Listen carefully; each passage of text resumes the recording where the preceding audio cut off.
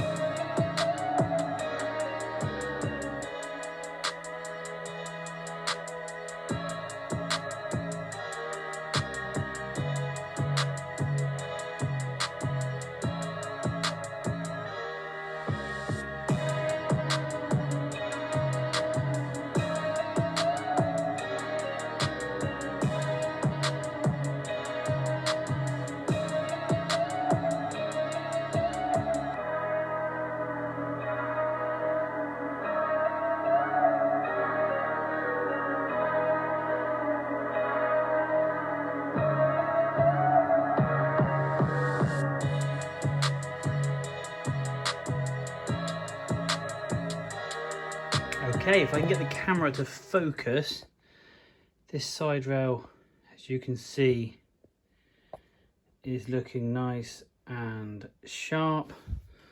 We've got, if I can get that focused again, We've got a great amount of nail coming off of there, which is brilliant. If we flip this board over, you can hear the sharpness now. Then we've detailed that top coat as well. It's looking lovely. Have a quick look at the other side. You can see the difference in the rail. So I'll try and pop on the screen now a before and after. So this is just what the rail did look like. I've done the base rail here. We're just going to do this side rail now. It's very, very blunt and very round. And we're going to detail that. So let's try and do a before and after a second. So we've got that metal back now. And you can see a massive difference in that rail. This is all the difference of holding you into those turns when carving and on those icy days.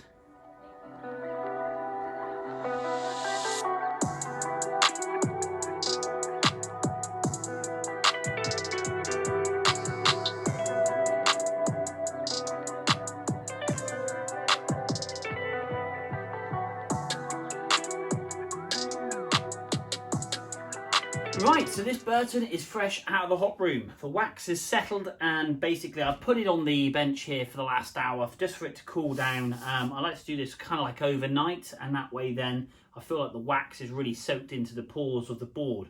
I'm going to be scraping that off though, so I've got a nice wide snowboard scraper, a bit more of a detailed ski scraper. I've got the Toko sharpener for these, so we're going to get them nice and sharp, so we're going to really scrape that top layer of wax off. And then we're going to basically detail them. Horsehair brush, we've got a very, very soft polishing brush. And then we're going to basically polish this board up so it looks absolutely mint and basically ready to fly. And then we're going to cover it in some Zardos, which is basically a liquid Teflon. So this board will be nice and quick, but more importantly, we just seal those freshly edged edges in. So basically between now and when it hits the snow, they shouldn't corrode. Now there is quite a bit of corrosion on the contact points of this board, which basically have eaten into that metal, and I don't want to take all the material off. It won't affect the performance though, obviously what I've done, and like I say, it is absolutely mint and proper sharp. But again, was it a 2006 Burton board, so it's a relatively old board, and it's seen some action, but having said that, it's in very, very good condition. We've got that P-Tex line all nice and filled in, as well as all the little divots. So this board is really, really flat and ready to ride. So guys, stay tuned. We're going to pop you back into time-lapse mode. We're going to get this wax off. We're going to get these in the drill and get this board polished up. And then we'll show you the before and after. And I'll flip the board around so you can have a look for the final close. Nearly at the end. Stay tuned.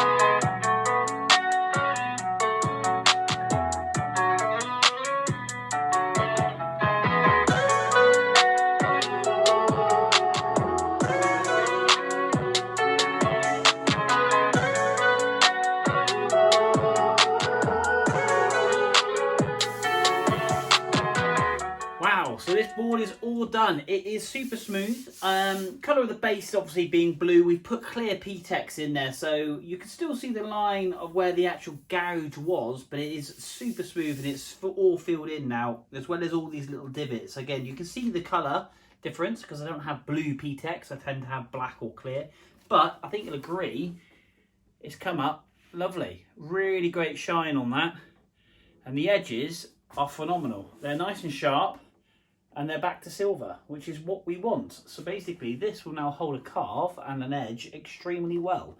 And that's something that is super important when hitting the slopes. If you hit that ice, you just want to know that you can get your brake check in to save you falling on your backside. Like I say, it doesn't break the laws of physics, but having said that, gave the top coat a really good polish up. I'll give that another clean anyway, but there we go. One Burton snowboard. All ready, all waxed, Teflon coated, and ready to hit the slope. So guys, thank you very much indeed for watching. Hit that like, hit that subscribe, and share with your friends. And it's another board done in the Ride Right Waxing workshop. So until next time guys, we will see you soon.